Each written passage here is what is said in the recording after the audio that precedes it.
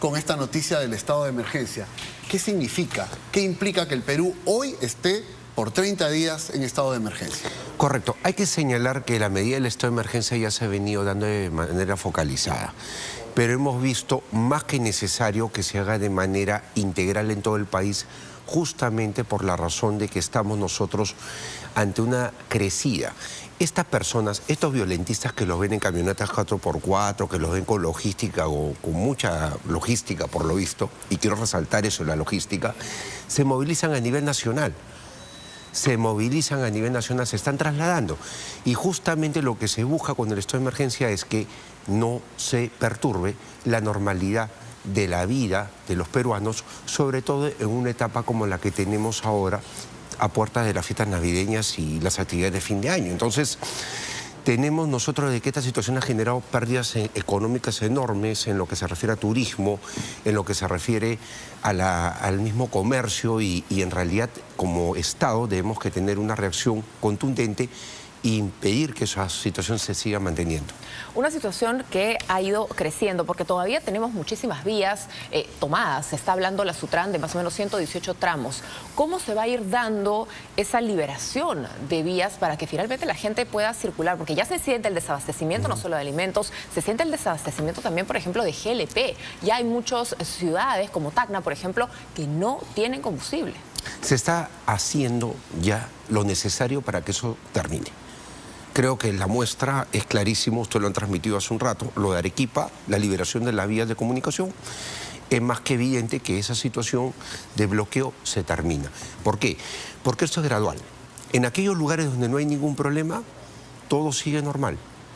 En los lugares donde nosotros tenemos situaciones de dificultades, pero controlables por la policía, interviene la policía.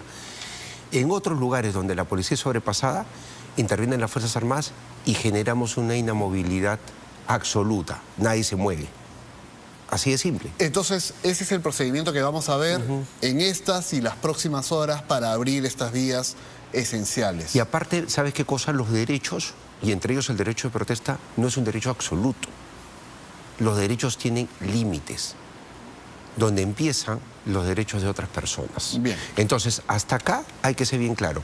Si estas protestas han degenerado por este tipo de personas financiadas, violentistas, con un objetivo claro de generar caos, desestabilizar, tenemos que actuar como Estado y justamente imponer el principio de autoridad. Queríamos entrar a un tema que es importante para todos los que nos están viendo, que tiene que ver con el adelanto de elecciones, un punto en el cual el gobierno también ya tiene una propuesta. Que las elecciones se realicen inicialmente, se decía, en abril del año 2024 para que asuma un nuevo gobierno en julio de 2024. Esto ha recibido mucha crítica, ha habido rechazo y en las últimas horas se habla también desde el gobierno de la posibilidad de acortar los plazos para que la elección sea a fines del 2023, es decir, de aquí a un año.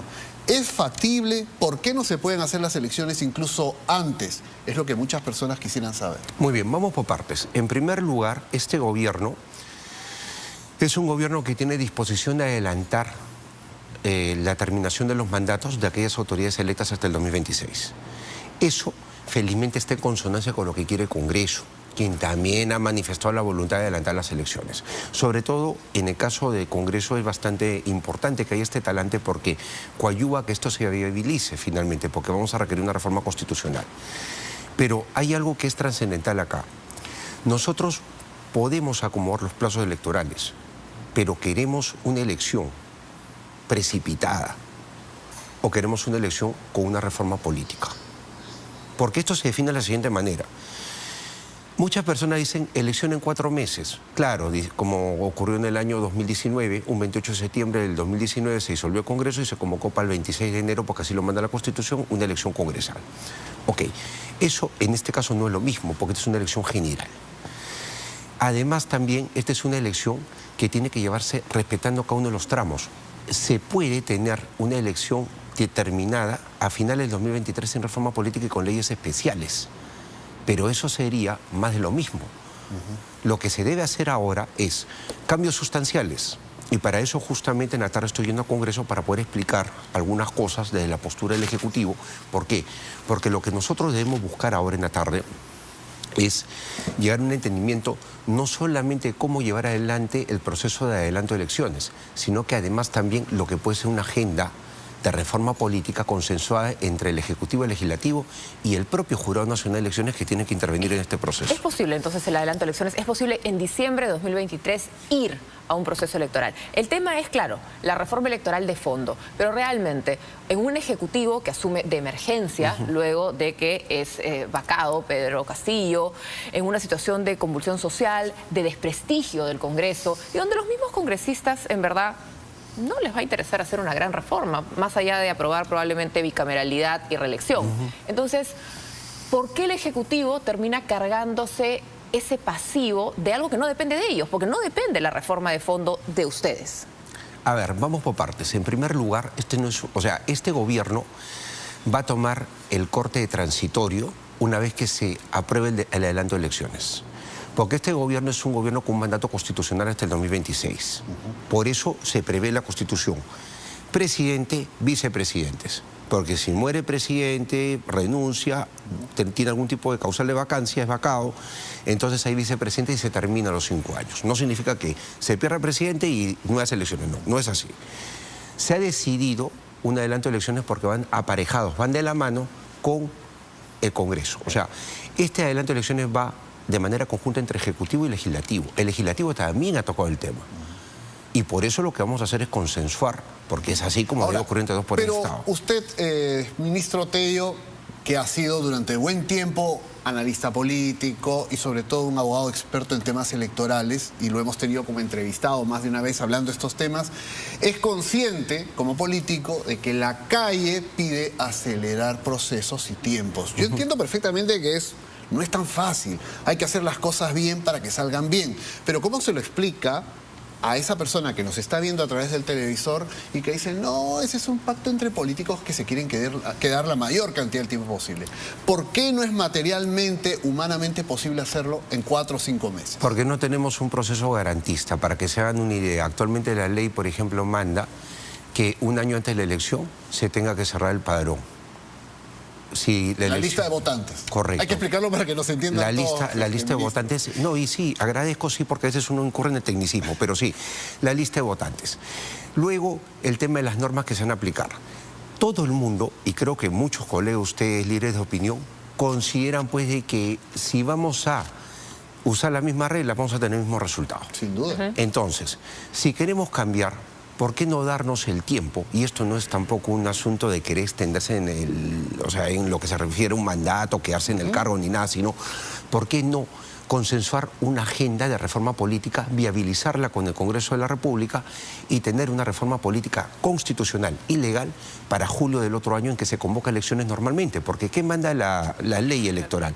La ley electoral lo que manda es que las elecciones se convoquen justamente 270 días antes de que esta se realice. Hay que cambiar la ley para que el plazo sea menor dentro de lo posible. Pero venimos cambiando la ley, Pedro. O sea, ya con la situación del COVID, en 2 elecciones consecutivas no hemos aplicado ninguna norma de reforma del 2019 y además también hemos aplicado una reducción de plazo y tratamiento especial. Y en el caso, por ejemplo, de los congresistas, yo escucho a muchos congresistas hoy en día no solamente desconocer a la presidenta Boluarte, sino hablar de cosas que no están contenidas en la Constitución, incluso de alguna manera se ponen en el lado insurgente de la causa. ¿Usted cree que con ese poco respaldo, con la ausencia de bancada realmente de la señora Boluarte, más allá de que fue elegida por Perú Libre, va a lograr un consenso? ¿Con quiénes van a conversar? ¿Con quiénes van a lograr esos votos necesarios para una reforma? Es una situación complicada por la fragmentación que hay en el Congreso, pero vamos a hablar con todos los que quieran hablar, hacerles entender. Y obviamente esperamos un consenso, una disposición también para el diálogo y para llevar esto adelante. Porque creo que ellos tienen que sumarse a lo que estamos viendo ahora. Miren la situación en la calle. Estamos tomando medidas para que todo se restablezca. La gente quiere cerrar el Congreso. La gente dice, o hay gente que dice, con el error que pueden tener, y él lo puede explicar por qué. A Pedro Castillo lo vacaron finalmente en un día. En cambio, el Congreso se quiere quedar año y medio. Tienen que cerrarlo igual de rápido también. ¿Por qué no se puede cerrar el Congreso? ¿En qué escenario uno funciona sin Congreso? A ver, el señor Castillo probablemente no hubiese terminado siendo vacado si no cometía el ilícito que cometió y por el cual está con una prisión preliminar. O sea, esto también hay que dejarlo. No es que se le vacó en un día y el Congreso quiere quedar año y medio, sino que seamos claros. El Congreso lo vacó porque cometió una infracción constitucional y además cometió un delito y por eso está preso. Entonces acá las cosas como son, no hay que mezclar las cosas. El Congreso tiene un mandato y todos nosotros no podemos tampoco desconocer lo que es el Congreso. Lo elegimos cada 5 años y claro, nuestra luna de miel puede terminar muy rápido. Después ya no nos gusta lo que es el Congreso, pero está mal pues. Pero ministro, para que quede claro a las personas que nos ven, pero ya hay un consenso político para que ese periodo de 5 años sea solo de 3, es decir, irse, retirarse del cargo en julio del 2024, ¿no es cierto? Consenso político hay. Falta aterrizarlo en normas que toman tiempo, pero que ya han manifestado la voluntad, tanto gobierno con la señora Boluarte como el Congreso, de hacerlo. Quiero preguntarle algo. Si me permite, Pedro, repito, ya. Por favor. Hay que ser claros en algo y respetuosos también del propio Congreso. El Congreso está discutiendo el tema, pero sí hay la voluntad de muchos congresistas de sacarlo adelante. Y por parte del Ejecutivo es indubitable, no hay duda alguna. Sí queremos el adelanto de elecciones. Yo quiero preguntar, me escribe una persona, me dice, ¿cuánto tiempo toma que un candidato se inscriba, pase, o sea, un candidato que quiere ser congresista, un ciudadano, se inscribe en un partido, pase por un proceso de elección interna, con tachas, con postulación, con debate, y sea finalmente elegido candidato al Congreso? Ahí nomás, ¿cuánto tiempo debería tomar un proceso serio, políticamente? Usted sí es experto en temas electorales. ¿Cuánto toma eso realmente? 2 a 3 meses. Solamente hay 2 a 3 meses. Y además también las elecciones internas, ¿o qué quieren? Dedocracia. O sea, discúlpame que emplee esa expresión, pero hay que ser claros acá. Está bien porque es la manera como lo vamos a entender. Es que claro, si queremos elecciones de precio, esto va a ser al dedo. O sea, simplemente... En esa línea justamente de las modificaciones, el Ejecutivo presentó este proyecto de adelanto de elecciones y una de las críticas que se le hizo es, oye, pero no pusieron ningún planteamiento de reforma. ¿Cuáles para ustedes como Ejecutivo o para usted como Ministro de Justicia deberían ser esas reformas esenciales que deberían darse de cara a un próximo proceso electoral? A ver, esto tiene que surgir de un consenso con el legislativo, pero definitivamente, por ejemplo, se pueden tratar temas que tengan que ver con los procedimientos electorales. ¿Qué propondría, por ejemplo? Por ejemplo, todo el aspecto procesal electoral, eso tiene que ser discutido y por eso es muy importante que el jurado intervenga, porque ellos dicen, a ver, yo llevo adelante un proceso, tengo reglas establecidas en la Ley Orgánica de Elecciones, pero todo el mundo se queja de estas reglas. ¿Quién las puede modificar? El Congreso. Entonces, por eso es que, por ejemplo, ahí hay que ir, ¿para qué? Para evitar también, por ejemplo, tanto que la gente se queja de la burocracia electoral, tanto documentos como los vinculados con la declaración jurado G-Vía y otras cosas más. O sea, es bastante amplio eso. También pueden haber discusiones de más de fondo. Por ejemplo, el tema de la reelección de autoridades subnacionales, que también se podría la realizar. reelección de alcaldes, gobernadores o de los congresistas, que es el tema que está en debate. Podría, pero de todas maneras, por lo menos a nivel de alcaldes y gobernadores, es algo que habría que evaluar porque en el año 2014, por ejemplo, fueron reelectos tan solo el 12% de alcaldes provinciales y el 17% de alcaldes distritales. Y eso es una tendencia con las elecciones anteriores, 2010, 2006. O sea, nosotros vemos de que el peruano, por ejemplo, tuvo una reelección impuesta vía constitucional, un impedimento de reelección inmediata impuesto vía constitucional, pero eso finalmente no iba de la mano con la realidad, porque el peruano no era reeleccionista en aquel momento. Ahora, hace instantes le preguntábamos por cuánto toma un proceso de democracia interna en cada partido, mínimo, para tener una idea, porque necesitamos que haya democracia interna de verdad. Me dice de 2 a 3 meses. Una vez que se inscriben los candidatos, esperamos que por lo menos la campaña electoral sea de 2 meses, para que haya debate, para saber qué propone cada candidato, para votar responsablemente. Y si hay una segunda vuelta, mínimo 1 mes o 2 meses. Allí nomás estamos hablando de 7, 8 meses. Entonces, cuando sale un dirigente por ahí a decir elecciones ya, elecciones mañana, está planteando un imposible. Claro que sí. Está haciendo consonancia con lo que vemos en la calle. Caos, que se vayan todos, que no haya democracia. ¿Y eso qué es? Autoritarismo, pues. Eso no es democracia. Por eso que cuando muchas personas dicen se está violentando, esto es una afectación a la democracia. No, señores, es Estado de Derecho. ¿Por qué? Porque en el Estado de Derecho hay autoridades. En el Estado de Derecho se respetan las reglas y justamente se garantiza que los demás, por más que uno pueda tener el derecho de protesta, los demás no tengan interrumpida su propia vida. No se puede atacar la propiedad privada, no se puede atacar la propiedad pública. Y por otro lado, si se tienen que tomar decisiones como lo de un adelanto de elecciones, se tiene que dar con una reforma política y además también en condiciones normales. No porque mañana, o sea, querramos cambiar las autoridades, vamos a salir a hacerlo. En medio de esta convulsión social, de asumir en un momento tan difícil un ministerio, el Ejecutivo, ¿se ha discutido en Consejo de Ministros la posibilidad, el escenario de que Dina Boluarte renuncie y que se encargue el Congreso y que ellos resuelvan el problema? No, porque simplemente creo que la muestra es clara. Se está en el Ejecutivo trabajando para sacar todo esto adelante y se parte el proceso de cambio. Es cuando más se necesita que los líderes no, como se dice, no salgan del escenario. O sea, es importante, y eso sí hay que reconocerle a la presidenta Boluarte, que tiene las cosas bastante claras y que va a llevar adelante este proceso que va a terminar en un adelanto de elecciones a buen puerto. Quiero apelar a su capacidad de síntesis como analista que ha sido durante buen tiempo, ahora le toca ser ministro. Mucha gente dice en la calle, cierre del Congreso. Y claro, de pronto al Ejecutivo le convendría, entre comillas, que no haya Congreso. O sea, cuando piden cerrar el Congreso, lo que están diciendo es, quien esté en Palacio de Gobierno hace lo que quiere. Evidentemente no es la idea. Pero ¿por qué no deberían cerrar el Congreso o no se podría cerrar el Congreso? Por una cuestión muy sencilla. Esto es un Estado de Derecho. Hay mecanismos que justamente permiten la disolución del Congreso, pero hay que ser bastante claros y precisos en algo. Lo que buscamos es gobernabilidad. No puede ser que en la calle muchas personas efectivamente pueden decir que se vayan. No es así.